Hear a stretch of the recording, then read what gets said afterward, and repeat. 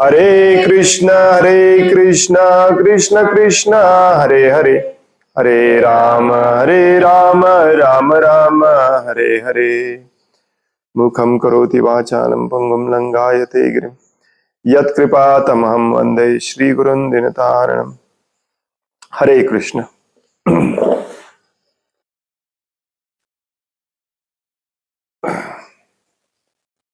श्रीमद भगवद गीता जशी आहे तशी, भाषांतर आणि तात्पर्य कृष्ण कृपा श्रीमूर्ती श्री श्रीमद AC भक्तिवेदांत स्वामी प्रभुपाद यांच्याद्वारे आपण वाचत आहोत अध्याय दुसरा, सांख्य योग किंवा गीतेचे सार। आणि आज आपण वाचणार आहोत श्लोक number 12। Yesterday we forgot to put.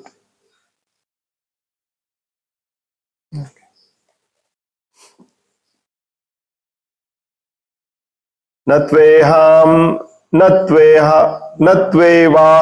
जातुनासं नत्वं नेमे जनाधिपः न चैव न भविष्यामः सर्वे वयमतः परम्। नत्वेवाहं जातुनासं नत्वं नेमे जनाधिपः न चैव न भविष्यामः सर्वे वयमतः परम्। नत्वेवाहं जातुनासं नत्वं नेमे जनाधिपः न चैव न भविष्यामः सर्वे वयमतः परम्।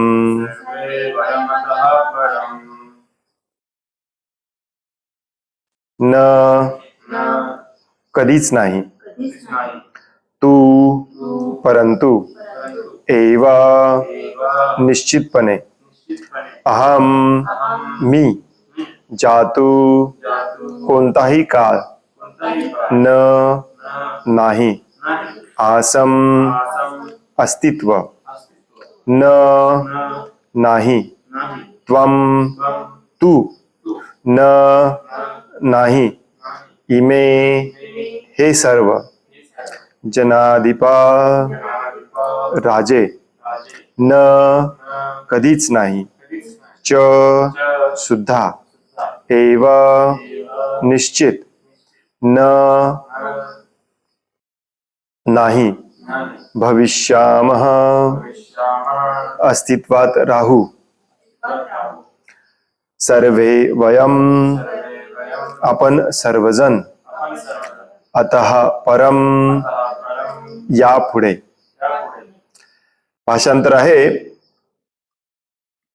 ज्या काळी मी, तू आणि हे सर्व राजे अस्तित्वात नव्हते असा काळ कधीही नव्हता, आणि भविष्यातही आपण अस्तित्वविहीन होणार असेही नाही। You need to take that call. It's failing to. What happened? Everybody got disconnected. It's a mess every day.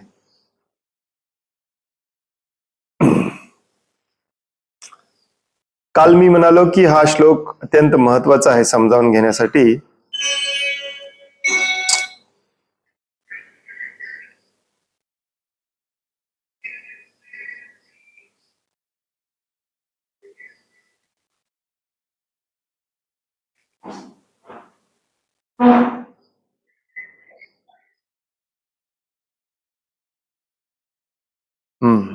काल मी म्हणालो की हा श्लोक अत्यंत महत्वाचा आहे समजावून घेण्यासाठी।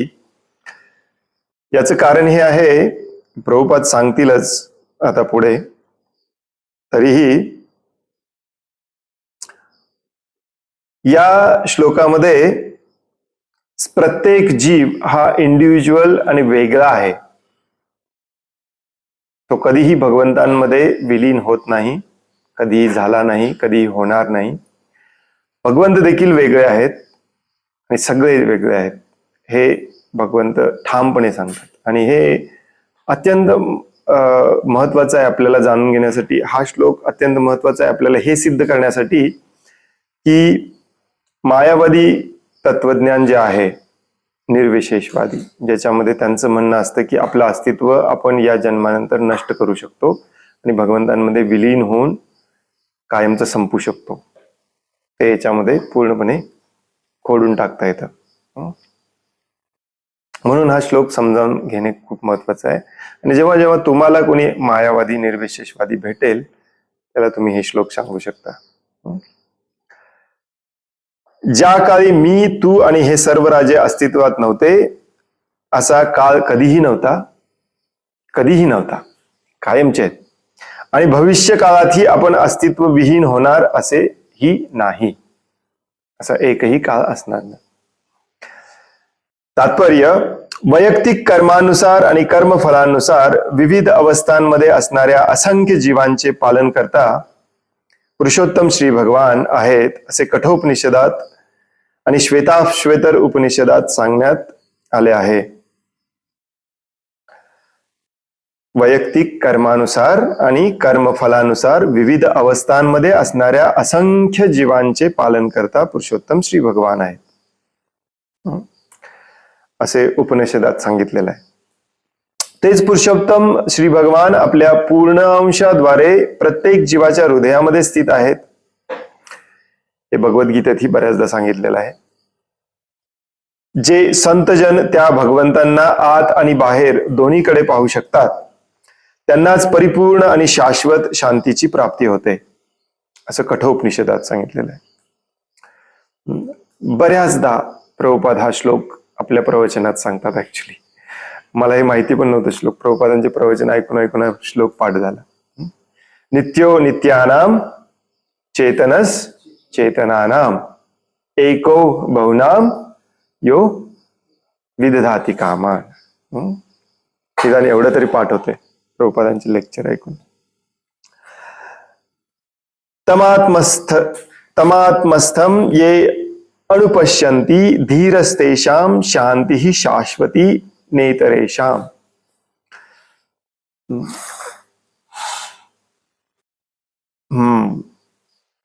इथे याचा अर्थ प्रभुपादांनी जनरली प्रभुपाद अर्थ सांगतात, परंतु अर्थ आधी सांगितलेला आहे. नित्यो, थोडक्यात सांगतो मी, नित्यो नित्यानाम चेतनस चेतनानाम म्हणजे भगवान श्रीकृष्ण हे नित्य आहेत, कधीही न संपणारे. नित्य म्हणजे काय? कधीही, त्यांचं अस्तित्व कधीही संपत नाही, ज्याला आदी नाही, त्याला अंत नाही, कायमचं. आणि म्हणून आपण त्यांचे अंश देखील नित्य आहोत. नित्यो नित्यानाम चेतनस चेतनानाम, भगवान श्रीकृष्ण चेतनामय आहेत म्हणून आपण त्यांचे अंश चेतनामय आहोत. इथे एस्टॅब्लिश करतात भगवंत की आत्मा हा निरंतर शाश्वत आहे. आणि नुसतं माझा तुमचा आत्मा आत्तापुरता शाश्वत आहे किंवा भविष्यात थोडा काळ असणार आहे असं नाही. तो कायमचा शाश्वत होता, वेगळा होता आणि कायमचा वेगळा आणि शाश्वत असणार आहे. हे या श्लोकात सांगितलंय. नत्वे हाम जातुनासम नित्यो नित्यानाम चेतनस चेतनानाम. परंतु पुढे काय सांगितलंय? एको बहुनाम यो विदधाती कामान. एको बहुनाम म्हणजे ते एकटे आहेत जे बहुनाम म्हणजे आपल्या सर्वांचे, असंख्य जीवांचे सगळ्या काम इच्छा पूर्ण करतात, म्हणजेच पालन पोषण करतात. एको बहुनाम विदधाती कामान. तर अर्जुनाला जे वैदिक सत्य सांगण्यात आले ते जगातील सर्व व्यक्तींनीही, विशेष करून ज्यांच्याकडे वास्तविकपणे अतिशय तोडके ज्ञान आहे पण स्वतः विद्वान असल्याचा देखावा करतात, त्यांना सांगण्यात आले आहे. हे थोडस तुम्ही हे कायमचं लक्षात ठेवायचं की ज्ञानी कोणाला म्हटलं जातं? जे स्वतःला खूप विद्वान मानतात परंतु भगवंतांना मान्य करत नाही. मग त्यांची संकल्पना वेगवेगळी असते. निर्विशेषवाद्यांना वाटतं की आपण भगवंतांमध्ये एकरूप होऊन जाऊ शकतो. निराकारवाद्यांना देखील तेच वाटतं. निराकारवाद्यांना तर वाटतं की आपण भगवान होऊ शकतो. मायावाद्यांना पण तेच वाटतं, परंतु थोडा त्याच्यात फरक असतो. मायावादी यांना सगळ्यांना ही नावं बऱ्याचदा आलटून पालटून वापरली जातात बरं का. निर्विशेषवादी, निराकारवादी, मायावादी, शून्यवादी, व्हॉइडिझम, मौनिझम प्रभुपाद सांगत इंग्लिशमध्ये. तर हे सगळ्यांचा अर्थ आपण एकच घ्यायचा. यांना भगवंत मान्य नाहीत, कुठल्या तरी प्रकारामध्ये भगवंत मान्य आहे त्यांना, परंतु भगवंत पूर्ण पुरुषोत्तम भगवान म्हणून मान्य नाहीत. आणि या सगळ्यांची इच्छा असते, या सगळ्यांची संकल्पना असते की हे आयुष्य संपलं आणि आपण जर शुद्ध झालो तर आपण कायमचे फ्री झालो, म्हणजे आपण संपतोच, भगवंतांमध्ये विलीन होऊन जातो, शून्यात विलीन होऊन जातो. याला मायावाद किंवा निर्विशेषवाद म्हणतात. आणि अशा लोकांना शास्त्रामध्ये म्हटलेलं आहे ज्ञानी. आता हे थोडंसं कन्फ्युजिंग आहे, कारण आपल्याला भगवद्गीतेमध्ये 1000 ठिकाणी सांगितलं जातं की तुम्ही पूर्णपणे ज्ञानी झालं पाहिजे. ज्ञानाशिवाय वैराग्य नाही, वैराग्याशिवाय भगवंत नाही, अनेकदा सांगितलं जातं. मग यांना का ज्ञानी म्हटलं जातं? कारण हा जो त्यांचा सिद्धांत आहे की आपण भगवंतांमध्ये विलीन होतो आणि आपलं अस्तित्व संपतं आणि आपण भगवंतांसमान होतो, ही त्याच्या मागची खरी इच्छा असते बरं का, भगवंतांसमान व्हायची. ही इच्छा टिकवून ठेवण्यासाठी ते इतक्या साऱ्या तर्कवितर्कांचा आधार घेतात. तुम्हाला भेटले असतील आजपर्यंत असे लोक, परंतु तुम्हाला ओळखता आलं नसेल. आता भगवद्गीता आणि प्रभुपादांचे हे तात्पर्य वाचून झाल्यानंतर तुम्हाला लक्षात येईल की कसे असतात, मग तुम्हाला हे ओळखता येतील. बऱ्याचदा भेटतात हे, आणि असे आपल्या मतावरती ठाम असतात. कोणी सांगितलंय भगवान आहे या दुनियात? अहो तुम्ही भगवान आहे, मी भगवान आहे, आपण सगळे भगवान आहे, आत्मा एक आहे, परमात्मा एक आहे, वगैरे वगैरे असं सांगितलंय, तसं सांगितलंय. आणि म्हणून यांना म्हटलं जातं ज्ञानी, यांना म्हणतात ज्ञानी. आणि जो ध्यान करून बसलेला असतो आणि परमात्मा स्वरूपावरती ध्यान करून परमात्म्याला मिळवायचा प्रयत्न करत असतो, त्याला म्हटलं जातं पुन्हा पुन्हा भगवद्गीतेमध्ये योगी. एक ज्ञानी, एक योगी, आणि तिसरा जो भगवान स्वरूपाची डायरेक्टली उपासना करत असतो तो भक्त. आणि भक्त होणे सर्वश्रेष्ठ सांगितलेलं आहे. आपण याची ऑलरेडी चर्चा केली दुसऱ्या अध्यायाच्या दुसऱ्या श्लोकामध्ये. ब्रह्म, परमात्मा, भगवान. तर इथे प्रभुपादांची पूर्ण चळवळ ही अशा मूर्ख ज्ञानी लोकांच्या विरुद्ध होती. म्हणून प्रभुपादांना आपण रोज म्हणतो निर्विशेष शून्यवादी पाश्चात्य देश तारिणे. निर्विशेष आणि शून्यवादी जे होते,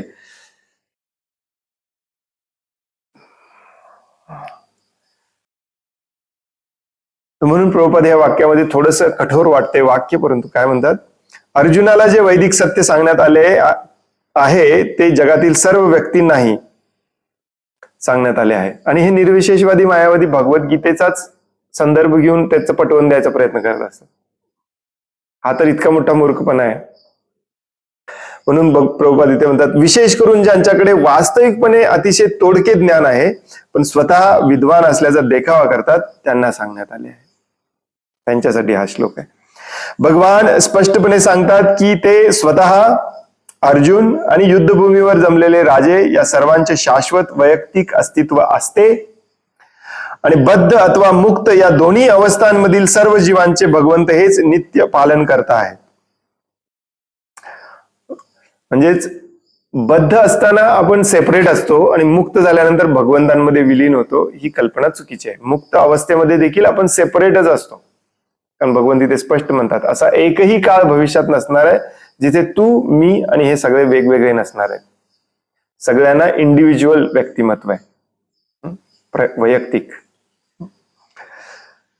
पुरुषोत्तम श्री भगवान हे परमपुरुष आहेत आणि भगवंतांचा नित्य सहचर अर्जुन व उपस्थित राजे हे सर्व शाश्वत जीवात्मा आहेत. भूतकाळात जे ते अस्तित्वात नव्हते असे नाही आणि ते शाश्वत नित्य व्यक्ती राहणार नाहीत असेही नाही. त्यांचे व्यक्तित्व भूतकाळात अस्तित्वात होतेच आणि हे व्यक्तित्व भविष्य काळातही अखंडपणे चालू राहीलच, म्हणून कोणाबद्दलही शोक करण्याचे काही कारण नाही. तर अर्जुनाला हे सांगण्याचा उद्देश हा आहे की हे कायमचे होते, कायमचे असणार आहेत, तू मारणार आहेस कोणाला, त्यांच्याबद्दल शोक करायचं काही कारणच नाही. आता हे जे प्रभुपाद थोडस इथे सांगतात, हे भगवंत 7व्या अध्यायात सांगतात, 15व्या अध्यायात सांगतात. ममे वांशो जीवलोके जीवभूत सनातन, सगळे माझे अंश आहेत आणि ते आत्ताचे नाहीत, कायमचे अंश आहेत, सनातन. तर हे श्री भगवद्गीता स्वतः वाचणे आणि एखाद्या आचार्यांकडून समजावून घेणे याच्यातला हा फरक असतो. स्वतः वाचून आपण एवढा विचार केला नसता, जसं प्रभुपाद सांगतात. प्रभुपादांसारखे आचार्य काय करतात, भगवद्गीतेचा पूर्ण सार, पूर्ण रस त्यांनी पिलेला असतो. त्यामुळे त्यांना माहिती होतं की हा श्लोक इथे का सांगितलाय, 15व्या अध्यायात हा का श्लोक सांगितलाय. मग ते इथे सांगून थोडंफार आपल्याला मार्गावर ठेवण्याचा प्रयत्न करतात. आपण नुसतंच असं वाचत गेलो तर सगळं विसरून जाणार. त्यामुळे हे ज्ञान जे असतं ते गुरु शिष्य परंपरेतूनच घ्यायचं असतं, म्हणून मुद्दामून सांगितलेलं आहे. कारण आता तुम्ही बघितलं असाल, आतापर्यंत आपण फक्त 2 पॅरेग्राफ वाचले या तात्पर्यामधले, परंतु प्रभुपादांनी कठोपनिषद, श्वेताश्वतर उपनिषद, पुन्हा कठोपनिषद असे संदर्भ दिले. हेच आचार्यांचं काम असतं. इथे पण सांगितलंय, इथे पण सांगितलंय, इथे पण सांगितलंय, मी माझ्या मताने सांगत नाहीये. आणि सदैव करतात प्रभुपाद. आणि जे जे शुद्ध भक्त असतात, प्रभुपादांचे गुरु, अगदी अर्जुन देखील म्हणतो आणि भगवान श्रीकृष्ण देखील पुढे भगवद्गीतेत म्हणतात की हे शास्त्राचा संदर्भ देऊनच सांगावं लागतं. आणि आपल्याला समजायला पण खूप सोपं जातं. नाही तर नुसतेच आपण श्लोक आणि त्याचं भाषांतर ऐकून पुढे गेलो असतो तात्पर्य न वाचता, तर काहीच समजणार. आजकाल आपल्याच भक्तांमध्ये मूर्खपणाने याचा प्रचार केला जातो की तात्पर्य वाचू नका, नुसते श्लोक, त्याचा अर्थ वाचा, म्हणजे पटकन संपेल तुमचं. भागवतम पण संपेल, भगवद्गीता पण संपेल, त्याला काही अर्थच नाही. प्रभुपाद हे आपले शिक्षा गुरु आहेत. तुम्ही दीक्षा गुरु म्हटलं तरी चालेल, काही हरकत नाही, परंतु शिक्षा गुरु तर 100% आहेत. तेच असणार आहेत पुढचे 10,000 वर्ष. त्यांचीच पुस्तकं वाचायची आहेत आपल्याला. म्हणून प्रभुपाद इथे पुढे सांगतात, मायावादी तत्वज्ञान सांगते की मोक्षानंतर जीवात्मा हा मायेच्या आवरणापासून अलग होतो आणि निर्विशेष ब्रह्मामध्ये विलीन होऊन आपले अस्तित्व गमावतो. पण या सिद्धांताला सर्वश्रेष्ठ अधिकारी भगवान श्रीकृष्णांनी या ठिकाणी पुष्टी दिली नाही. तसेच फक्त बद्धावस्थेत ही आपण वैयक्तिक अस्तित्वाचा विचार करतो, या सिद्धांतालाही या ठिकाणी पुष्टी मिळत नाही.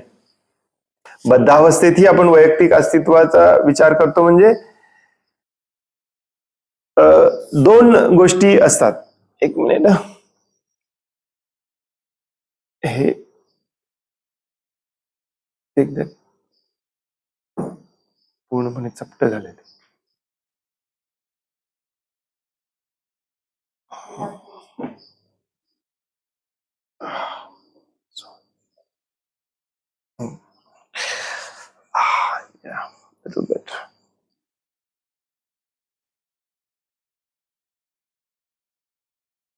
हे सगळं पुन्हा एकदा आपल्याला चर्चा करायचं आहे की मनुष्य, कोणताही जीव, मनुष्य नाही, कोणताही जीव हा या भौतिक जगामध्ये येतो, त्याचं मेन कारण असतं मला भगवान व्हायचंय, मला भगवंत, मला सर्वश्रेष्ठ व्हायचंय, मला स्वामी व्हायचंय, मला प्रभू व्हायचंय, मला ईश्वर व्हायचंय, कंट्रोलर व्हायचंय.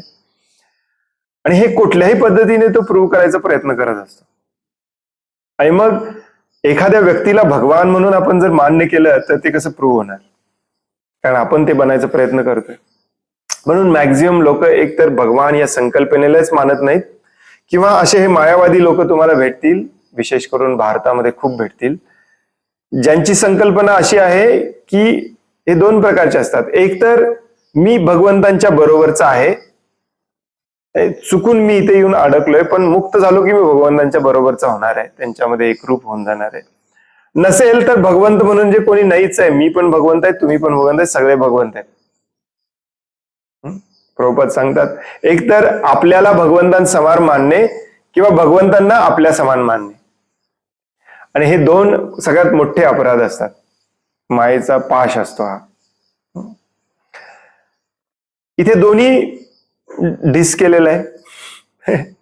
दोन्हीला इथे मान्यता दिलेली नाही. तुम्ही सगळे वेगळे आहात, वेगळे होता आणि वेगळे कायमचं राहणार आहे.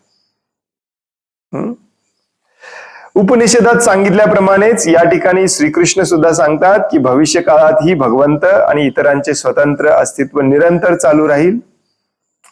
श्रीकृष्णांचे हे विधान अधिकृत आहे, कारण श्रीकृष्ण भ्रमित होण्याचा प्रश्नच उद्भवत नाही. प्रभुपाद खूप लॉजिकली समजावून सांगतो. जर जीवाचे स्वतंत्र अस्तित्व ही वास्तविकता नसती तर भविष्य काळातील जीवाच्या स्वतंत्र अस्तित्वावर श्रीकृष्णांनी इतका जोर दिलाच नसता. यावर प्रतिवाद करण्यासाठी मायावादी म्हणू शकतील की श्रीकृष्णांनी स्वतंत्र व्यक्तित्वाबद्दल सांगितलेले वचन आध्यात्मिक नसून भौतिक आहे. म्हणजे असं एखादा म्हणू शकतो की आज आपण सेपरेट आहोत, उद्या पण आपण सेपरेट राहू, परंतु भौतिक जगातच. इथनं मुक्त झाले की आपलं सेपरेट अस्तित्व संपलं, आपण भगवंतांची एक समान होणार नाही. ते पण लॉजिकली प्रभुपाद इथे समजावून सांगतात. कोणी असा युक्तिवाद करेल, जरी हा युक्तिवाद मान्य केला की व्यक्तित्व हे भौतिक आहे, तरी श्रीकृष्णांच्या स्वतंत्र व्यक्तित्वाबद्दल काय? श्रीकृष्ण आपल्या भूतकाळातील स्वतंत्र व्यक्ती अस्तित्वाबद्दल खात्रीपूर्वक सांगतात आणि भविष्य काळातील स्वतंत्र अस्तित्वाबद्दलही निश्चिती देतात. मी पण इथे होतो आणि कायमचा असणार आहे. श्रीकृष्णांनी आपले स्वतंत्र व्यक्तित्व अनेकविध रीतींनी निश्चितपणे सिद्ध केले आहे आणि निर्विशेष ब्रह्म हे त्यांच्याहून गौण आहे असे घोषित करण्यात आले आहे. गौण म्हणजे कमी दर्जाचं. ऍक्च्युली तेच आहेत ब्रह्म, परमात्मा, भगवान. तर हे आता एखादा व्यक्ती म्हणेल की मग श्रीकृष्ण पण आपल्यासारखेच भौतिक जगात आज आहेत, उद्या पण असतील.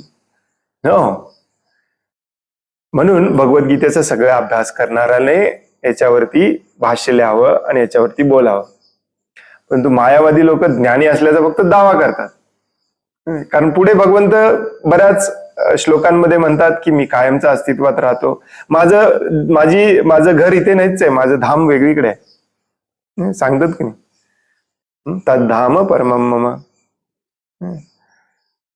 आणि तिथे जो येतो त्याला परत यायची गरज नाही, असे पण श्लोक आहेत भगवद्गीतेमध्ये. म्हणजे ते भौतिक असू शकत नाहीत, ते कायमचे तिथे आहेत. ते कायमचे तिथे आहेत, मग आपण पण कायमचे तिथे जाऊ शकतो. आपण पण कायमचे तिथे जाऊ शकतो याचा अर्थ आपण त्यांच्या बरोबरीचे होत नाही, फक्त शुद्ध होऊन मुक्त होतो. हे भगवद्गीतेत सांगितलेलं आहे. श्रीकृष्णांनी आपले स्वतंत्र व्यक्तित्व सर्वत्र कायम ठेवले आहे. जर त्यांचा अहंकारी सामान्य बद्ध जीव म्हणून स्वीकार केला तर त्यांनी सांगितलेल्या भगवद्गीतेला प्रमाणित शास्त्र म्हणून काहीच किंमत राहत नाही. प्रभुपाद किती हुशार आहेत बघा. का? कारण हे जे मायावादी निर्विशेषवादी लोक असतात ते भगवद्गीतेचा आधार घेऊनच आपला सिद्धांत प्रूव्ह करायचा प्रयत्न करत असतात. मग भगवद्गीता सांगितली कोणी? भगवंतांनी सांगितली, हे तर तुम्हाला मान्य करायला पाहिजे. काही मायावादी हे पण मान्य करत नाहीत. खरं आहे बरं का.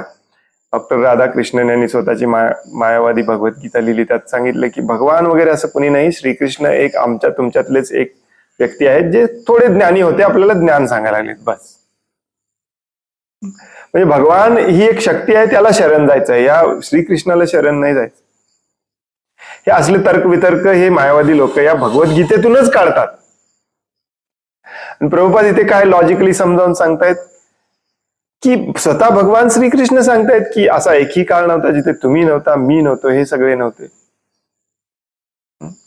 मग भगवान श्रीकृष्ण फक्त भौतिक गोष्टींबद्दलच बोलतायत असं आपण जर म्हटलं तर मग भगवद्गीतेला पण आपण मान्य केलं नसलं पाहिजे. भौतिक माणूस परम दिव्य ज्ञान कसं देऊ शकतो? मग भगवद्गीता बंद करून ठेवली पाहिजे आपण. कारण भगवान श्रीकृष्ण परम दिव्य नाही आहेत, भौतिक आहेत तुमच्या मताप्रमाणे. मग इथे कन्फ्यूज होतात तिथे. ऍक्च्युली या मायावादी निर्विशेषवाद्यांना गप्प करणे खूप सोपं असतं, फक्त जरा ते ज्ञानी असल्याचा दिखावा करतात, त्यामुळे आपण जरा गोंधळून जातो. आपण गोंधळून जातो म्हणण्यापेक्षा आपलं ज्ञान कमी पडतं. कारण आपल्याला भगवद्गीता फक्त ऐकून सोडून द्यायची आहे किंवा नुसतंच पूजा करायची आहे, त्याच्याप्रमाणे आचरण करायचं नाही. त्याच्याप्रमाणे आचरण करायला लागलो तर आपण कुठल्याही मायावादी निर्विशेषवाद्याला हरवू शकतो. प्रभुपाद एका ठिकाणी म्हणतात की मायावादी, निर्विशेषवादी, शून्यवादी लोकांना हरवणे किंवा त्यांना भक्त बनवणे हेच आपल्या चळवळीचं मेन उद्देश आहे. बाकी काय नास्तिकाला आस्तिक बनवायला जास्त वेळ लागत नाही. मायावाद्याला मात्र खूप वेळ लागतो. तर इथे सांगायचा मुद्दा असा आहे की भगवंतांना जर तुम्ही भौतिक मानलं तर भगवंतांनी सांगितलेली भगवद्गीता पण भौतिक मानली पाहिजे. मग त्याच्यातूनच तुम्ही आम्हाला कशाला सांगताय हे ज्ञान कराय ते ज्ञान कराय? ज्या अर्थी तुम्ही भगवद्गीता एक दिव्य ग्रंथ म्हणून मान्य करता त्या अर्थी तो बोलणारा व्यक्ती पण दिव्यच असला पाहिजे.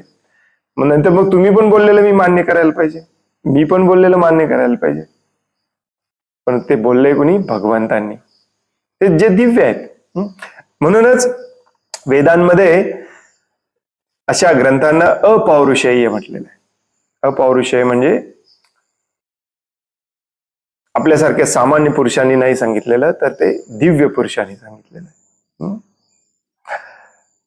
मानवी दुर्बलतेच्या 4 दोषांनी युक्त सामान्य मनुष्य श्रवण योग्य ज्ञानाबद्दल शिक्षण देण्यास असमर्थ आहे. आता हे 4 दुर्बलता वगैरे आपण ऑलरेडी इंट्रोडक्शन मध्ये चर्चा केली किंवा त्याच्या आधी आपण ईशोपनिषद मध्ये वगैरे चर्चा केलेली आहे. ते पुन्हा करत नाही मी. आपल्यापैकी प्रत्येक जीवामध्ये हे 4 दोष असतात. आपली इंद्रिय पूर्ण नाही आहेत, आपल्याला चुका करायची सवय असते, आपल्याला दुसऱ्यांना फसवायची सवय असते आणि आपल्याला भ्रमात राहायची सवय असते. हे 4 दोष ज्याच्या शरीरामध्ये आहेत तो शुद्ध ज्ञान त्याच्या तोंडातून त्याच्या लेखणीतून कधी येणं शक्यच नाही, कारण तो चुका करू शकतो. त्याचे हात चुका करू शकतात, त्याची बुद्धी चुका करू शकते. त्याला फसवण्याची दुसऱ्याला वृत्ती आहे, त्यामुळे तो तसं लिहितो फसवण्याच्या दृष्टीनेच. म्हणून आजकालचे जे मॉडर्न गुरु लिहितात त्यांची पुस्तकं वाचू नका. आणि ते जसे जसे गुरु स्वतःचे पुस्तकं लिहित जाताना त्यांचं हेच काम असतं, धर्म बंद करणे. यालाच गुरु शिष्य परंपरा खंडित होणे म्हणतात. जे 4थ्या अध्यायात भगवंत म्हणतात ना, गुरु शिष्य परंपरा खंडित झाली. खंडित झाली याचा अर्थ असा नसतो की गुरु शिष्य बनवत नाही. खंडित झाले याचा अर्थ असतो गुरु शिष्याला चुकीचं ज्ञान देतो. बरेचसे लोक सांगतात की नाही आमच्या धर्मग्रंथात असं लिहिलंय. अरे तुमचा धर्मग्रंथ लिहिला कुणी? आमच्या स्वयंसो स्वामींनी. त्याला वेदांमध्ये, उपनिषदांमध्ये त्याचा संदर्भ असला पाहिजे. मग आम्ही तुम्ही जे लिहितो ते फसवण्याच्या हेतूने लिहिलेलं असतो, जास्त शिष्य बनवण्याच्या हेतूने लिहिलेलं असतं. बऱ्याच संप्रदायामध्ये तुम्ही जाऊन बघायचं, हेच पुस्तक वाचायचं म्हणून सांगतात आणि बरोबर हेच पुस्तक वाचायचं. का हेच पुस्तक वाचायचं? भगवद्गीता का नाही वाचायची? मला आजच कोणीतरी सांगितलं, प्रभूजी आम्हाला सांगितलंय पहिल्यांदा भगवद्गीता वाचू नका, पहिली ही 4 पुस्तक वाचा मग भगवद्गीता वाचा. प्रभुपाद तर सांगतात भगवद्गीता कानाकोपऱ्यामध्ये रस्त्यावरच्या भिकाऱ्याला कोणालाही दिली पाहिजे, आपण हॉटेलमध्ये जाऊन कोणालाही दिली पाहिजे, भगवद्गीता वाचा. आपल्याला परत असं कसं सांगितलं जातं भगवद्गीता वाचू नका? आपली पुस्तकं वाचण्याचे ज्याला हाऊस असते ना, तो प्रतिष्ठेच्या मागे लागलेला असतो आणि मग त्याच्यामध्ये बरेचसे बदलून लिहिलेलं असतं, प्रतिष्ठेच्या दृष्टिकोनातूनच लिहिलेलं असतं. बऱ्याचदा भगवद्गीता, बायबल, कुराण हे बदलले जातात. का? आपला हेतू साध्य करण्यासाठी या आधुनिक गुरूंच्याकडून. म्हणून हे खूप अत्यंत महत्वाचं असतं. आपण जे वाचतोय, आपण जे श्रवण करतोय ते शुद्ध स्वरूपात असलं पाहिजे. आणि म्हणून जे भगवंत सांगतात त्याच्यामध्ये काही चूक असू शकत नाही. आपण जे सांगतो त्याच्यात चूक असू शकते, भगवंत जे सांगतात त्यात चूक असू शकत नाही, कारण भगवंत अपौरुषेय आहे. भगवद्गीता ही सामान्य अशा साहित्याहून श्रेष्ठ आहे. कोणत्याही भौतिक जडवादी पुस्तकाची भगवद्गीतेशी तुलना होऊच शकत नाही. अंडरलाईन करा.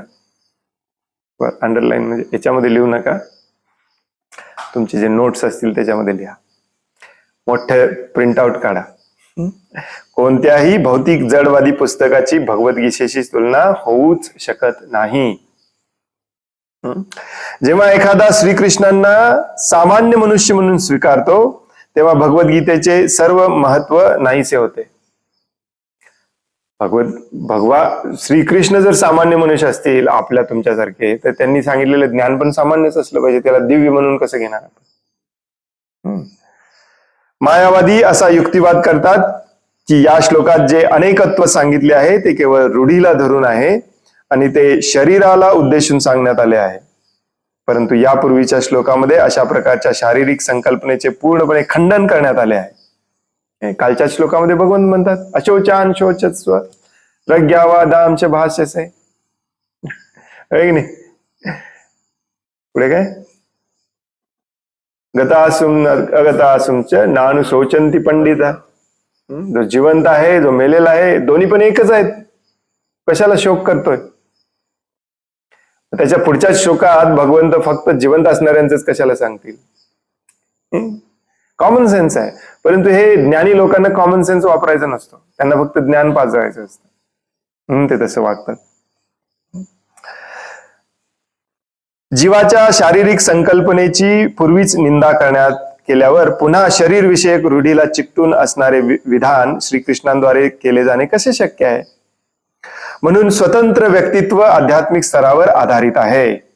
या श्लोकात जे सांगितलंय, तू कधीही होत नव्हता असं नाही, तू आहेस, तू कधीही असणार नाही असं नाही, हे आध्यात्मिक बोलतात भगवंत. शरीर तर संपणार आहे. तुम्ही जे कोणी पाटील, देशमुख वगैरे आहे, शिंदे,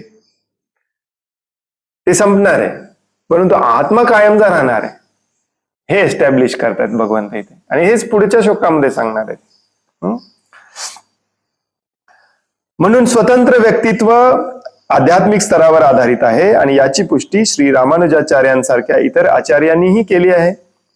भगवद्गीतेत अनेक ठिकाणी स्पष्टपणे सांगण्यात आले आहे की जे भगवंतांचे भक्त आहेत तेच या स्वतंत्र आध्यात्मिक अस्तित्वाबद्दल जाणू शकतात.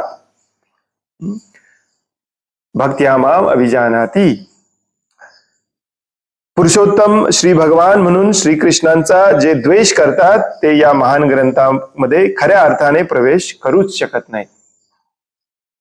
ज्यांना भगवंतांच्या समान बनायचं आहे किंवा भगवंतांच्या पेक्षा ग्रेट बनायचं आहे, ते भगवद्गीता एकतर कधी वाचणार नाहीत आणि वाचलेच तर त्याचा वेगवेगळा अर्थ काढणार. म्हणून भगवद्गीतेचे 700 पेक्षा जास्त वेगवेगळे भगवद्गीता आहेत भारतामध्ये. प्रभुपाद सांगतात त्यातली एका दुसरीच शुद्ध आहे, शुद्ध स्वरूपात आहे. इतकं लोक काय पाहिजे ते लिहितात. मला अजूनही आठवतं 2014 मध्ये तो काय नाव त्याचं, संत लोकपाल रामपाल, ज्याला मिलिटरी घेऊन पकडलेलं जाऊन, रामपाल असा बसलेला असतो. तो कोण आहे बघूया म्हणून मी सहज युट्यूबवर गेलो तर तो भगवद्गीतेतला एक श्लोक समजावून सांगत होता. असे विचित्र फंडे फेकतात की ऐकल्यावर हसायला येईल एवढे फंडे फेकतात. आणि लोक पण ऐकतात. लोक का ऐकतात? कारण लोकांना ते भस्म देतात, सांगतात तुझं हे प्रॉब्लेम दूर होईल, तुझं ते प्रॉब्लेम दूर होईल. पर्ची काढतात. पर्ची काढणारे बाबा आपल्याला आवडतात. जे बाबा आपल्याला सांगतात संसार माया आहे, सोडून द्यायचं आहे सगळी अनासक्ती, ते बाबा आपल्याला आवडत नाही. तो गुरु आपल्याला आवडत नाही.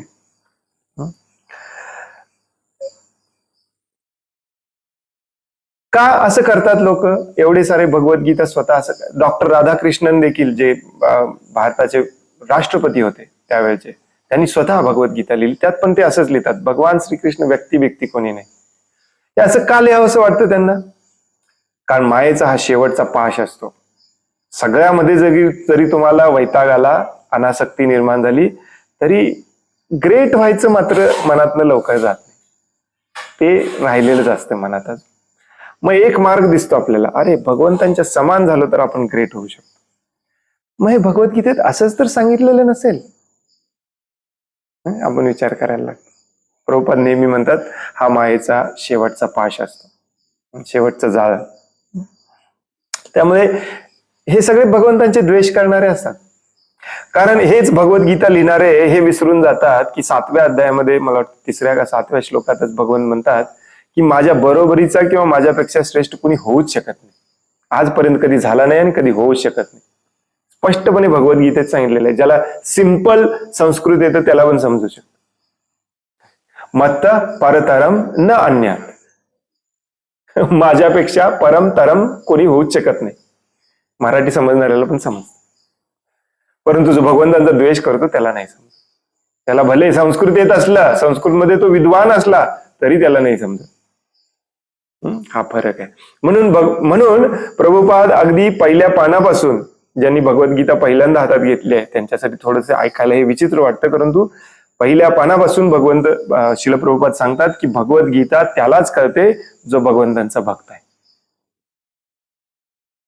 आणि कदाचित हेच कारण आहे आपल्याला कळालं नाही. आपण 10 वेळा वाचली ऑलरेडी, 15 वेळेला पारायण केलंय तरी कळालं नाही. अर्जुनाला मात्र 40 मिनिटात कळालं, 45 मिनिटात कळालं. तो आचरण पण करायला लागला. करिष्ये वचनम तव, सांगून टाकलं त्यांनी, तुम्ही सांगाल तेच मी करणार. काय सांगा आता, काय करायचं सांगा. आपण त्या स्टेजला येऊच शकत नाही. 10 वर्ष झाली जप करतोय, त्या स्टेजला काही येत नाही. किती जणांना वाटतं भगवान श्रीकृष्ण जर उद्या डोळ्यासमोर आले, आपण त्यांना म्हणू की तुम्ही जे सांगाल तेच मी करणार, खड्ड्यात गेले माझं सगळं भौतिक जग. आपली तयारीच नाही अजून. का? कारण आपण भक्त नाही. प्रभुपाद एका लेक्चरमध्ये खूप छान सांगतात, का अर्जुनाला अशी भगवद्गीता का समजली 40 मिनिटांमध्ये आणि आपल्याला 10 वर्ष झालं का समजत नाही? कारण आपण असुर आहोत. अर्जुन भक्त होता. आणि जे भक्त नाहीत त्यांना भगवद्गीता समजूच शकत नाही, कारण ते वेगवेगळा अर्थ काढत राहणार. आपल्या सगळ्यांच्या हृदयामध्ये आणि कानामध्ये एक फिल्टर बसवलेला असतो. त्या फिल्टर मधून जे पाहिजे तेवढंच आत जात असतं, जे नको आपल्याला ते बाहेर टाकून देत असतो. प्रत्येक जण प्रवचनाला बसलेला, प्रत्येक जण ह्याच उद्देशाने बसलेला असतो.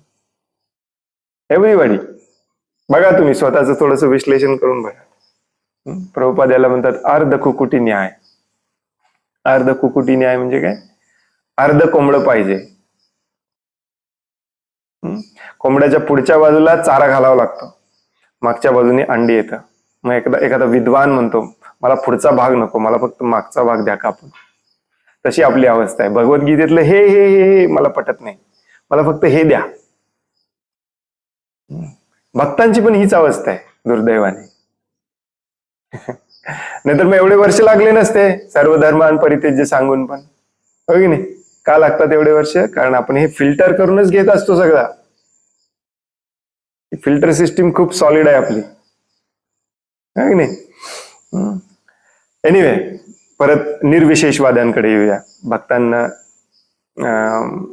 भक्तांची काय म्हणतात त्याला, खरडपट्टी करायची आज दिवस नाहीये, ते येणार आहेत अजून भगवद्गीतेत पुढे. आज निर्विशेषवाद्यांची खरडपट्टी.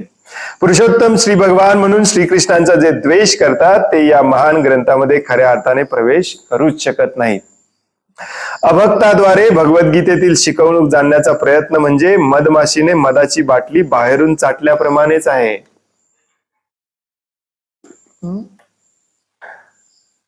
ज्याप्रमाणे एखाद्याला मधाची बाटली उघडल्या वाचून त्यातील मधाची चव घेता येत नाही, त्याचप्रमाणे या ग्रंथातील 4थ्या अध्यायामध्ये सांगितल्याप्रमाणे भगवत भक्ताशिवाय इतर कोणीही भगवद्गीता जाणूच शकत नाही. स्ट्रॉंग. आणि भगवद्गीता नाही जाणणे म्हणजे भगवंतांना न जाणणे, आणि भगवंतांना न जाणणे म्हणजे भगवंतांना आपण एक्सक्यूज मी कधी प्राप्तच करू शकत नाही. Very simple. तसेच ज्या व्यक्ती भगवंतांच्या अस्तित्वाबद्दल द्वेष करतात त्यांनाही गीतेतील रहस्याला स्पर्श करणे शक्य नाही. म्हणून गीतेवरील मायावादी टीका ही परम सत्याबद्दल अत्यंत दिशाभूल करणारी आहे. श्री चैतन्य महाप्रभूंनी मायावादी भाष्य वाचण्यास मनाई केली आहे, आणि असेही सूचित आहे की जो अशा मायावादी तत्वज्ञानाचा स्वीकार करतो तो भगवद्गीतेतील वास्तविक रहस्य जाणण्यास असमर्थ ठरतो. हे थोडस विचित्र वाटेल तुम्हाला ऐकायला ऍक्च्युली, कारण भगवद्गीतेच्या जोरावर आपण दुसऱ्यांना सांगतो हे चुकीचं आहे, ते चुकीचं आहे, तुमचं चुकीचं आहे, तुमचं चुकीचं आहे, आणि असं सांगणार. आणि प्रत्येक जण असंच सांगत असतो. मुस्लिम तुम्हाला भेटला तो हेच सांगणार, तुमचं चुकीचं आहे, माझ्या ग्रंथातलं बरोबर आहे. ख्रिश्चन पण हेच सांगणार. कन्व्हर्जन असंच करतात ते. आपल्याला पण असं वाटेल की आपण पण असे दांभिकच झालोय की काय.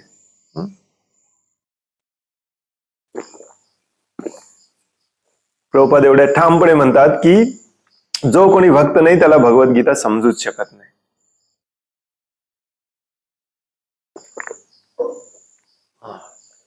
प्रभुपाद हे कशाच्या जोरावर म्हणतात?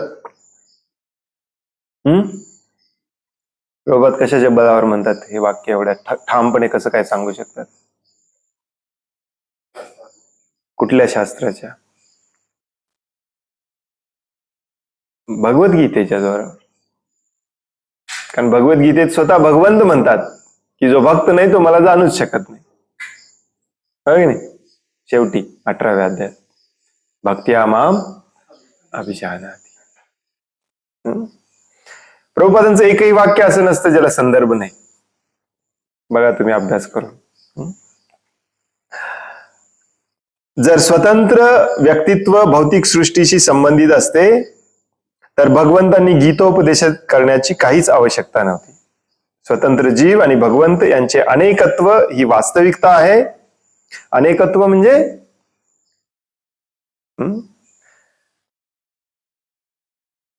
जे ह्या श्लोकात सांगितलं ते पण होतंय. आणि दुसरं अनेकत्वाचा अर्थ असतो द्वैतवाद.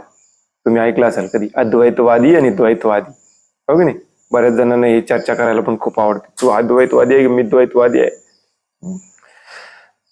आणि वर सांगितल्याप्रमाणे वेदांमध्ये याची पुष्टी करण्यात आली आहे. अद्वैतवाद पण या श्लोकाने पूर्णपणे मोडून टाकता येतो या एकाच श्लोकाने. अद्वैतवाद म्हणजे मी आणि भगवान वेगवेगळे आहे. नाही सॉरी म्हणजे नाही. आणि द्वैतवाद म्हणजे आपण वेगवेगळे आहोत. इथे भगवंत स्पष्ट सांगतात असा कुठलाही काळ नव्हता जेव्हा तू नव्हतास, मी नव्हतो, हे नव्हते. आणि असा कुठलाही काळ नसणार आहे जिथे तू नसणार आहे, हे नव्हते, मी नसणार आहे. त्यामुळे मी आणि तू एक कधीच होऊ शकत नाही. अद्वैतवाद 0, द्वैतवाद 1. अशा पद्धतीने लॉजिकली श्रील प्रभुपाद आपल्याला समजावून सांगतात. हरे कृष्ण. इथेच थांबूया आपण. उद्याचा श्लोक देखील अत्यंत महत्वाचा आहे. दुसरा अध्याय खूप महत्वाचा आहे बरं का.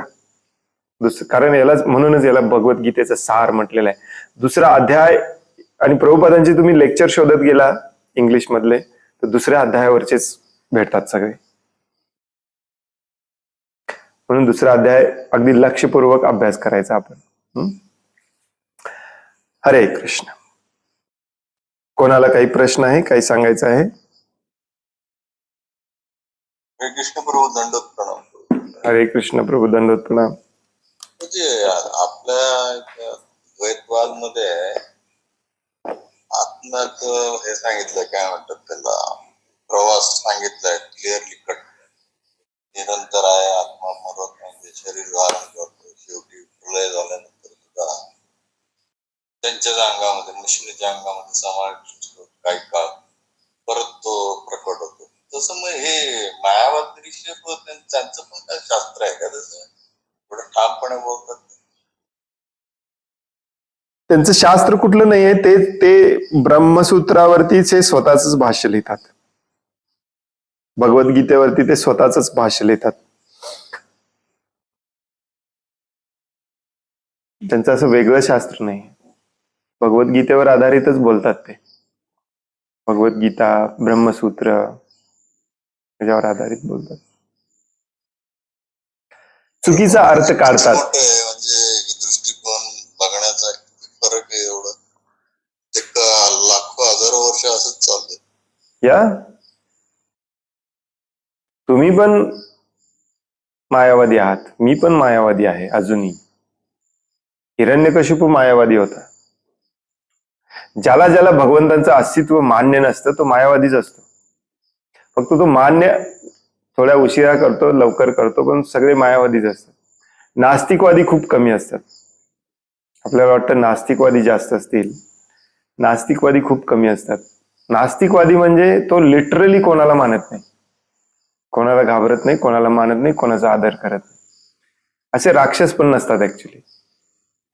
म्हणून बघा हिरण्यकशिपू म्हणतो मला असं वरदान द्या की मला मनुष्य पण मारणार नाही, पशु पण मारणार नाही, दिवसा पण मारणार नाही, रात्री पण मारणार नाही, घरात पण मारणार नाही, बाहेर पण मारणार नाही, जमिनीवर पण मारणार नाही, हवेत पण मारणार नाही. याचा अर्थ काय? तो म्हणतोय की या सगळ्या रूपात भगवान असला तर असेल, आणि हे या सगळ्या रूपातले कोणी मला मारायला आलं नाही तर भगवान नाही. त्यालाच मायावाद म्हणतात. हिरण्यकशिपू हा नास्तिक नव्हता, मायावादी होता. तसे आपण पण मायावादी आहोत. एवढ्या वेळेला भगवद्गीता वाचतोय, शिकतोय, तरी भगवंतांना शरण जायची इच्छा नाही. त्यालाच मायावादी म्हणतात. कारण कुठेतरी आतमध्ये अजून भगवान व्हायची इच्छा ही एवढी स्ट्रॉंग असते ना, भगवान व्हायची इच्छा, की करोडोतल्या एकाची जाते. करोडोतल्या एकाची ही इच्छा जाते, भगवंत व्हायची इच्छा जाते. बाकी सगळ्यांची असते, कुठल्या तरी सुप्त अवस्थेमध्ये असते. मग याच्यासाठी काही करू शकतो आपण. भागवतम मध्ये असे श्लोक आहेत, हे मायावादी चुकीचं अर्थ काढतात त्याचा. आत्माराम श्लोक जो फेमस आहे दुसऱ्या स्कंदामध्ये, त्याचा अर्थ काढतात. भगवंत इथे आत्माराम म्हणजे म्हणतात की सगळे आत्मे एकत्र येतात. अरे कुठे सांगितलंय? कैवल्य या शब्दाचा अर्थ वेगळा काढतात, निर्गुण शब्दाचा अर्थ वेगळा काढतात, सोहम शब्दाचा अर्थ वेगळा काढतात. मी म्हणतो निर्गुण म्हणजे ज्याला काही गुणच नाही. तुम्ही म्हणता निर्गुण म्हणजे जो भौतिक गुणांच्या प्रभावाखाली येत नाही. दोन्हीतला खरा कोण? त्याला भांडत बसायचं. भांडत बसायचं एवढंच काम असते मायावादी लोकांचं. ते तुम्हाला ते संदर्भ पण देणार नाहीत, परंतु भांडायचं. यांचा हा बेसिक ट्रेट असतो. यांचा ट्रेटला काय म्हणतात? स्वभावातला गुण. यांच्या स्वभावातला मेन गुण असतो की आपला मुद्दा ठाम मध्ये मांडायचा आणि त्याच्यावरती कायम अडून राहायचं. तुम्हाला कदाचित भेटले नसेल, मला खूप भेटले तसे. परवाच एकदा आम्ही माझ्या बरोबर माझ्यासोबतचे 3-4 भक्त पण होते, आणि झेरॉक्सच्या मशीनच्या त्या शॉपमध्ये एकाने विषय काढला आपल्यातलाच. मी त्याला गब्बस म्हणत होतो, परंतु तो काय ऐकलं नाही, काढला विषय. तर तो झेरॉक्सचा जो मालक होता, मला माहिती होतं तो मायावादी. त्याने सुरू केलं, अरे असं कुठे असतंय का? हो, खरं बघायला गेलं तर तुम्ही पण देव आहे, आम्ही पण देव आहे. आणि मग ते आमचे भक्त त्यांच्याशी तंडायला लागले. मी आपले शांतपणे ऐकत बसलो. मला आठवायला लागलं चैतन्य महाप्रभू कसे धोती वर घेऊन पळत सुटले होते. आपण पण इथून धोती वर घेऊन पळत सुटायला पाहिजे. कारण ह्यांना आपण हरवू शकत नाही सहजासहजी. चैतन्य महाप्रभूंसारखं, शिल प्रभुपादांसारखं स्ट्रॉंग मत पाहिजे आपलं, मग हरवू शकतो. इतके हे म्हणजे डांबीस असतात, जिद्दी असतात, स्टबर्न असतात. बट स्टबर्न इन मराठी, हट्टी असतात. म्हणून चैतन्य महाप्रभू आपले आद्य भगवान श्रीकृष्ण स्वतः सांगतात की मायावादी भाष्य कुठे तुम्हाला ऐकायला आलं तर तिथनं पळ काढायचं पहिल्यांदा, नाहीतर आपला सर्वनाश झाला. मायावादी भाष्य सुनिले हय सर्वनाश. ते स्वतः उदाहरणातून दाखवतात. ऍक्च्युली एकदा असंच झालेलं. धोती वर केली, त्यांनी पळायला लागले तिथं. हे खूप कट्टरवादी असतात, आणि कट्टरवादी असण्यामागचं मेन कारण असतं प्रत्येक जीव इथे भगवान व्हायच्या इच्छेनेच आलेला असतो. नाहीतर तुम्हाला कशाला पाहिजे ते एवढे पैसे आणि बंगला? हे सगळं करायचं उद्देश हे असतं की जगाला दाखवणे की मी तुमच्यापेक्षा श्रेष्ठ होऊ शकतो. आणि ते श्रेष्ठत्व दाखवण्याचं मेन साधन आहे या भौतिक जगामध्ये अजून जास्त कसं मिळवता येईल, जे काही दिसेल ते माझं कसं करता येईल, त्याच्याच मागे सगळेजण लागलेले. कोणी एखादा आपल्यातले जे सोज्वळ भक्त असतात ते येऊन म्हणतात, नाही प्रभुदी, मी जादा बिदा काय कमवत नाही, बस 2 लाखाचा पगार आहे, तेवढं बास आहे मला. पण शास्त्र वेगळंच सांगतं आपल्याला. भगवंतांच्या सेवेत सदैव शरणागत असलं पाहिजे, मगच खऱ्या अर्थाने आपण भक्त होतो, नाहीतर मायावादीच राहतो. कारण ही इच्छा खूप स्ट्रॉंग असते भगवंत व्हायची. आणि या इच्छामुळेच जो कोणी या मायावादी पाशात अडकला, त्याला हे सिद्धांत आवडायला लागलं, तो लवकर सोडत नाही. कारण ते इच्छेला धरून असते, त्याच्या इच्छेला समर्थन करणारी ही फिलॉसॉफी असते. मग कशाला सोडेन मी? म्हणून असे बरेच संप्रदाय निर्माण झाले मायावादावरती. हे कारण असतं त्याचं मेन. त्यांचे शास्त्र बिस्त्र काही वेगळे नाहीत. हेच तर आश्चर्याची गोष्ट आहे. त्याच वेदातून, त्याच ब्रह्मसूत्रातून, त्याच भगवद्गीतेतून ते प्रूव्ह करायचा प्रयत्न करत असतात. अमेझिंग. फार हरे कृष्ण. आश्चर्य वाटतंय फार त्याच्यात. ठीक आहे रोजी, पण आम्ही कधी असं म्हणजे सर्वसामान्य कधी भगवंत व्हायची इच्छा तर बिलकुल ठेवत नाही.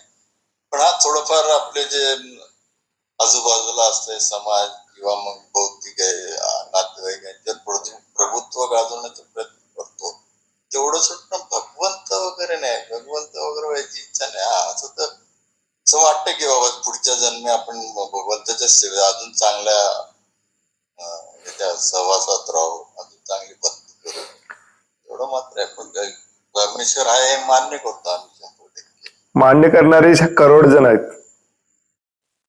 मान्य करणारे 1 करोड असतात, त्यातला एकटा भगवंतांना शरण जातो. हाच तर प्रॉब्लेम आपल्या लक्षात येत नाही. हे कोण म्हणतं असं? कोण सांगू शकेल? कोण म्हणतं? भगवंत म्हणतात. कुठे म्हणतात? भगवद्गीतेत म्हणतात. कुठे म्हणतात? मनुष्याणाम सहस्रेषु कश्चित यतति सिद्धये यततामपि सिद्धानाम. आणि ही सत्य परिस्थिती आहे. मुंगीला पण वाटत असतं आपल्या वारुळाचा मी मालक व्हावं. याचा अर्थ असा नाही की मुंगीच्या मनात भगवंत व्हायची इच्छा नाही. त्या इच्छेलाच भगवंत व्हायची इच्छा म्हणतात. तुम्ही ते डिफरन्शिएट कशाला करायला लागलाय? माझी बायको माझ्या कंट्रोलमध्ये राहावी याला पण म्हणतात भगवंत व्हायची इच्छा. त्यालाच म्हणतात ईश्वर, कंट्रोलर. काही वेगळी इच्छा नसते. आणि ही सोडणे, कम्प्लिटली सोडून देणे, यालाच म्हणतात शरणागत होणे. आणि ते कृतीतून दाखवावं लागतं भगवंतांना, नुसतं म्हणून चालत नाही. या जन्मातच दाखवावं लागतं. भगवंत व्हायची इच्छा तर दूर, देवता पण होऊ शकत नाही, एवढं कठीण आहे. ते माहिती नसतं बद्ध जीवाला, अहंकारामुळे. घरात कोण आहे? आपण देवताच आहे. माझ्या बायकोनी माझं ऐकलं पाहिजे, माझ्या मुलांनी माझं ऐकलं पाहिजे. हे देवता म्हणजेच ईश्वर असतात आणि भगवंत म्हणजे परम ईश्वर असतात. आणि आपण छोटे छोटे छोटे छोटे छोटे मुंगी इतके ईश्वर असतो. या ईश्वर होण्याच्या इच्छेलाच भगवंत व्हायची इच्छा म्हणतात. हरे कृष्ण. आणखीन कोणाला काही प्रश्न आहे, काही सांगायचं आहे? धन्यवाद प्रभू, फार छान. हरे कृष्ण.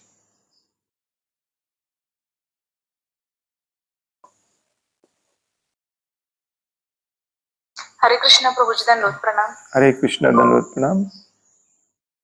प्रभूजी, म्हणजे असं लेक्चर मध्ये पण ऐकलंय की हे हरे कृष्ण आंदोलन 10,000 वर्ष चालणार, किंवा आता मगाशी पण तुम्ही म्हणला की 10,000 वर्षापर्यंत प्रभुपादच आपले गुरु आहेत आणि असणार आहेत.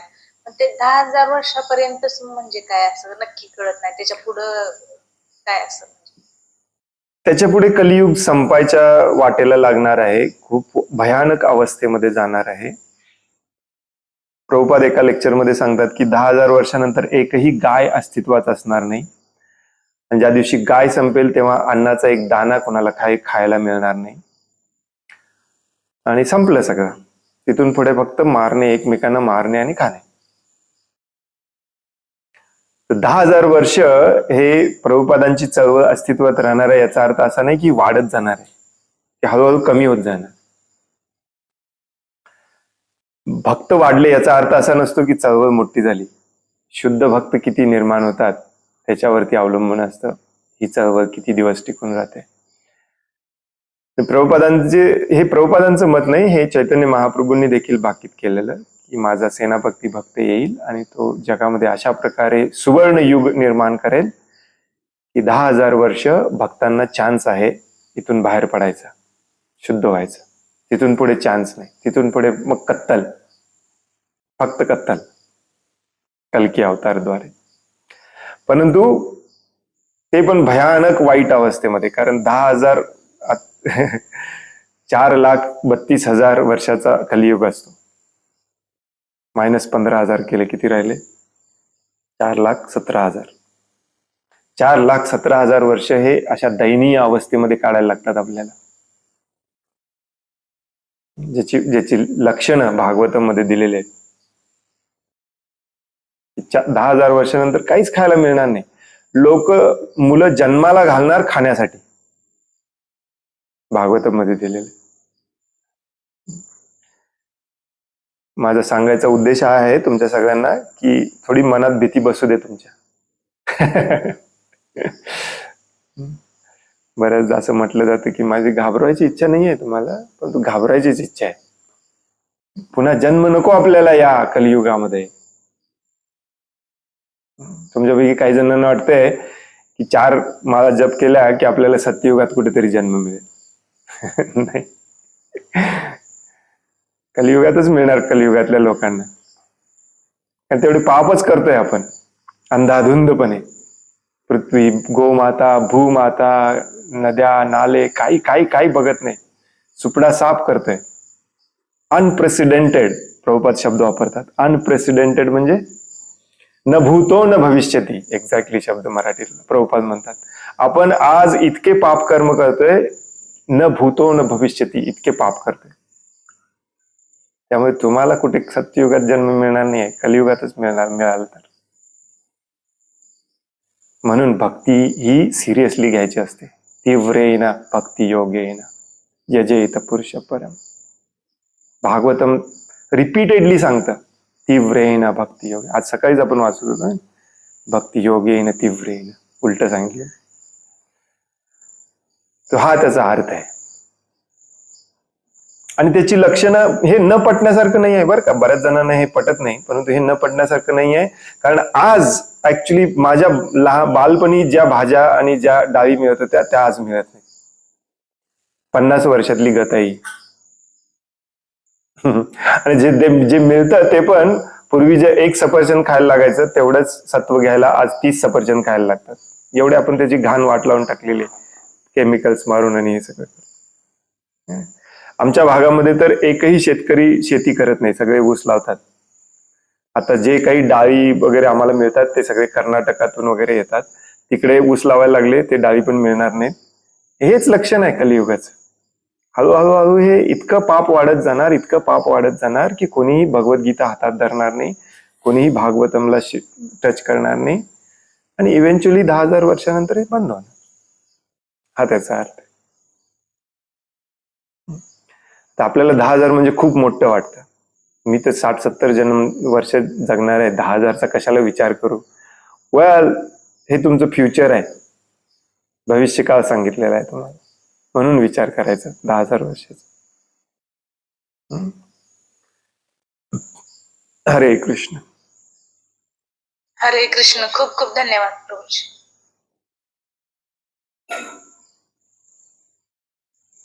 हरे कृष्ण प्रभूजी. हरे आपल्या चरणी प्रणाम. हरे सर्व कृष्ण. भक्तांच्या चरणी प्रणाम. प्रभूजी, मला असं विचारायचं आहे की जसं की तुम्ही आता म्हणलात की भगवंताला शरण जाणं महत्वाचं आहे. म्हणजे आपल्यामधला जो कंट्रोल करणं हा जो गुण आहे तो घालवणं फार कठीण आहे. तर मग भक्त कोणाला म्हणायचं? कारण आपण जर 16 माळा करत आहेत आणि 4 नियमाचं पालन करत आहेत, तर एवढ्यालाच भक्त म्हणायचं का? ह्यालाच म्हणायचं का शरणागती? मला जरा कृपया सांगा. नाही, ते काल परवा पण मी जसं म्हणालो, काल पण मला वाटतं मी सांगितलं की जो भगवंतांच्या साठीच रात्रंदिवस काम करतो त्याला भक्त म्हणतात. जो भगवंतांसाठीच काम करतो, हे भगवद्गीतेत खूप स्पष्ट करून दिलेलं आहे. 10व्या अध्यायामध्ये अर्जुन म्हणतो की तुम्ही जे काही सांगायला लागलाय ते मी आहे तसं मान्य करतो. 10व्या अध्यायातच म्हणतो. व्हॉट इज दॅट श्लोक? सर्वम एतद्रितद मन्ये यद्माम वदसी केशवा. आणि त्यानंतरचं जे 10व्या अध्यायात भगवद्गीता तसं बघायला गेलं तर संपते जेव्हा अर्जुन म्हणतो की मला सगळं मान्य आहे. That's it. उरलेली भगवद्गीता हे आपल्यासारख्यांसाठी एकदम बेसिक ज्ञान देण्यासाठी दिलेलं आहे, अगदी अगदी अगदी म्हणजे खालच्या ABCD पासून. आणि मग शेवटी भगवद्गीतेच्या परत अर्जुन म्हणतो की माझा मोह सगळा नष्ट झालेला आहे, आता तुम्ही जे सांगाल तेच करणार. करिष्ये वचनम तव. त्या लेवलला येणे म्हणजे त्याला शरणागत होणे म्हणतात. शरणागत ऍक्च्युली मराठीमध्ये पण आपल्याला शब्दाचा अर्थ माहिती आहे, नाही असं नाही.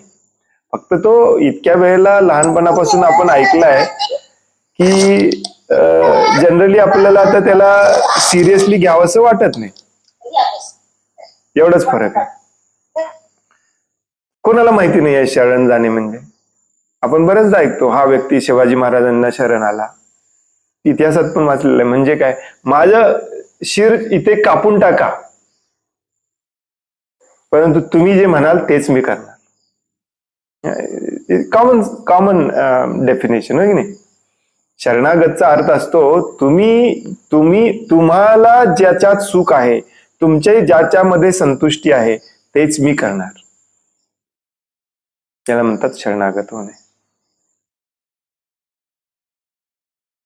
आणि ते अवघड का जातं आपल्याला, कारण ती आपली इच्छा नाही.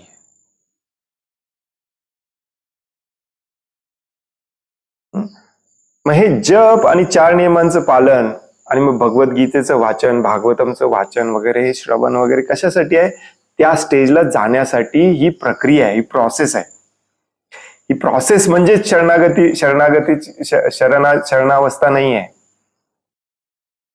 या प्रोसेसने आपण तिथपर्यंत जाऊ शकतो. म्हणून जपाचा अर्थ असतो, हे राधाराणी, हे श्रीकृष्ण, हे बलरामजी, माझं मन खूप खूप खूप कपटी आहे. याला स्वतःचा स्वार्थ शिवाय दुसरं काही समजतच नाही. याला कृपया मारा आणि तुमच्या सेवेमध्ये लावा. हा जपाचा अर्थ कोणाला माहितीये? हा एकमेव अर्थ असतो जपाचा. याच्याशिवाय दुसरा जपाचा अर्थ काढणे ह्या जपाच्या विरुद्ध खूप मोठा अपराध आहे. की तुमचे हे प्रॉब्लेम्स दूर होतील, तुमचे ते प्रॉब्लेम्स दूर होतील, तुमचं स्ट्रेस कमी होईल, तुमचं टेन्शन कमी होईल, हे आपण सांगतो की नाही बघताना. हे खूप मोठा अपराध आहे. कारण जपाचा एकमेव अर्थ असतो, मी खूप कपटी आहे, मी खूप बदमाश आहे, माझ्या मनाला पटत नाही तुमची सेवा करायचं, पण तू कृपा करून याला रस्त्यावर आणा आणि मला तुमची सेवा द्या, मला तुमची सेवा द्या. असं आपले आचार्य सांगतात. दिवसातून कमीत कमी 1728 वेळाला म्हटलं पाहिजे, म्हणजे आपली प्रॅक्टिस होती थोडीशी. मग एक दिवस मनाला वाटायला लागतं, अरे सेवा पण केली पाहिजे, नुसतं जिभेने म्हणून चालणार नाही, मनाने पण वाटायला पाहिजे सेवा द्या, सेवा द्या. मग एक दिवस बुद्धी म्हणते चला खरोखरची सेवा करूया, आणि मग एक दिवस अहंकार म्हणतो मला फक्त सेवाच करायची आहे भगवंतांची, दुसरं काहीच करायचं नाही. याला म्हणतात शरणागत जाणे. आणि या स्टेजलाच आलं पाहिजे आपण. याचा अर्थ बरेच जण, मी जेव्हा असं सांगतो तेव्हा बरेच जण याचा अर्थ काढतात की आम्ही जपाला महत्व देत नाही. जपालाच सगळं महत्व आहे, कारण जपाद्वारेच तिथपर्यंत पोहोचायचंय. प्रॉब्लेम एवढाच आहे की हा जपाचा खरा अर्थ एकतर आपल्याला सांगितला जात नाही, किंवा सांगितला तरी आपण विसरतो. जपाचा उपयोग आपण आपले आजार दूर करण्यासाठी, आपल्या परीक्षा पास होण्यासाठी वगैरे करायचा प्रयत्न करत असतो. किंवा बरेचसे भगवद्गीतेचा चुकीचा अर्थ काढणारे येऊन आपल्याला सांगतात जप करा, 4 नियमांचं पालन करा, बाकी याच्या व्यतिरिक्त काही केलं नाही तरी चालेल. असं कुठेही दिलेलं नाहीये. ही सुरुवात असते, जप करणे, 4 नियमांचं पालन करणे.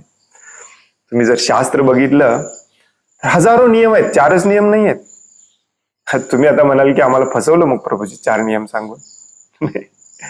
तुम्ही जेव्हा पहिल्यांदा आला तेव्हा तुम्हाला सांगितलं 4 नियमांचे पालन करायचे. तुम्हाला पहिल्या दिवशी कुणी सांगितलं का मंगला आरतीला पण 4 वाजता उठायला लागते? आपण नियमच आहे. पहिल्या दिवशी कोणीच सांगत नाही कांदा लसूण सोडायला लागते, चहा कॉफी सोडायला लागते. का? कारण आपली ती अवस्थाच नसते सगळं जाणून घ्यायची. मग जसजसं भक्तीमध्ये आपण पुढे जातो तस तसं स्टेप बाय स्टेप या सगळ्या गोष्टी आपल्याला सांगितल्या जातात, आणि याच्याने घाबरायचं पण नाही. प्रभुपाद म्हणतात जर मी पहिल्याच दिवशी माझ्या सगळ्या शिष्यांना म्हटलं असतं धोती नेसा आणि मुंडन करून या, त्याच्याशिवाय माझ्यासमोर बसायचं नाही, कोणीच आलं नसतं माझं ऐकायला. प्रभुपादांनी पहिल्या दिवशी 4 नियम पण सांगितले नाही, फक्त भगवद्गीता वाचून दाखवली. त्यांना महिनाभर फक्त भगवद्गीता वाचून दाखवली, कोणालाही नियम सांगितले नाही, जप करायला सांगितलं नाही. मग हळूहळू एक एक सांगत गेले. कारण ही फिलॉसॉफिकली तत्वज्ञानाने पटलं पण पाहिजे आपल्याला. नुसतं आंधळेपणाने जप आणि 4 नियम पालन करून काय उपयोग आहे, होय की नाही? आता हे समजायला अजून अवघड का जातं, कारण आपल्याला सांगितलं जातं की मंदिरातली सेवा म्हणजेच भगवंतांची सेवा आहे. ते पण चुकीचं आहे. अर्ध बरोबर आहे परंतु पूर्ण बरोबर नाही. भगवंतांची सेवा म्हणजे काय असतं, त्याच्यासाठी भगवंतांचा उद्देश काय असतो हे पहिल्यांदा लक्षात घेतलं पाहिजे. भगवंत कुठल्या तरी उद्देशाने काम करत असतात, त्यांचं पण काम आहे, त्यांचं पण मिशन आहे. ते 4थ्या अध्यायात सांगणार आहेत मला आपल्याला ते मिशन, मी काय येतो, कशासाठी येतो, ते लक्षात घेऊन मग त्यांच्या कामामध्ये मदत करणे 24 तास हे आपलं काम असतं. त्याला म्हणतात शरण जाणं. तर तुमच्यापैकी काही जणांना माहिती आहे, परंतु आपण 4था अध्याय येईल तेव्हा याच्या डिटेलमध्ये याच्यावरती चर्चा करूया की भगवंतांचं मिशन काय असतं, काम काय असतं. हरे कृष्ण. हरे कृष्ण. धन्यवाद.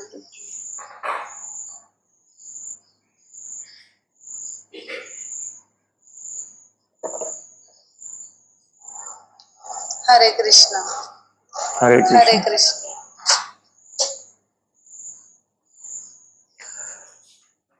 तुम्ही असे हे माझ्याकडून कठोर उत्तर ऐकून घाबरू नका बरं का. दुसऱ्या दिवशी कोणालाही घर सोडायचं नाहीये. तुम्हाला जर एखादी गोष्ट पटत नसेल तर प्रत्युत्तर करा, प्रतिप्रश्न करा, परंतु हे सगळं तुम्हाला भीती घालण्यासाठी किंवा वेगळंच काहीतरी सांगण्यासाठी मी सांगत नाही. जे भगवद्गीतेत आहे ते आहे तसं सांगायचा मी प्रयत्न करतोय. बरेच वर्ष काढलेले असतात भक्तीमध्ये आणि अचानक त्यांना वेगळंच ऐकल्यासारखं वाटतं, परंतु हे वेगळं नाहीये. त्यामुळे रेग्युलरली क्लासला या अशी माझी विनंती आहे तुम्हाला. हरे कृष्ण.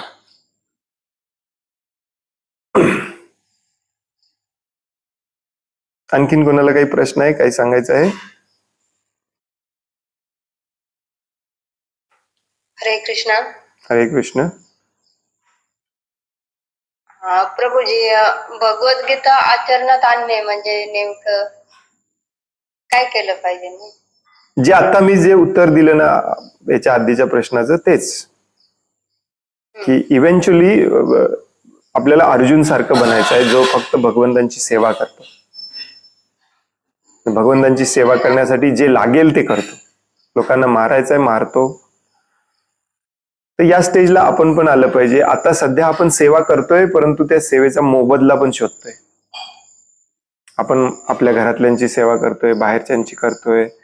शाळेमध्ये तुम्ही शिक्षक असाल, विद्यार्थ्यांची करता, विद्यार्थी असाल, शिक्षकांची करतात. सगळे सेवाच करत असतात. परंतु भौतिक सेवा आणि भगवंतांची सेवा याच्यात फरक हा असतो की भौतिक सेवामध्ये आपल्याला काही ना काहीतरी पाहिजे असतं.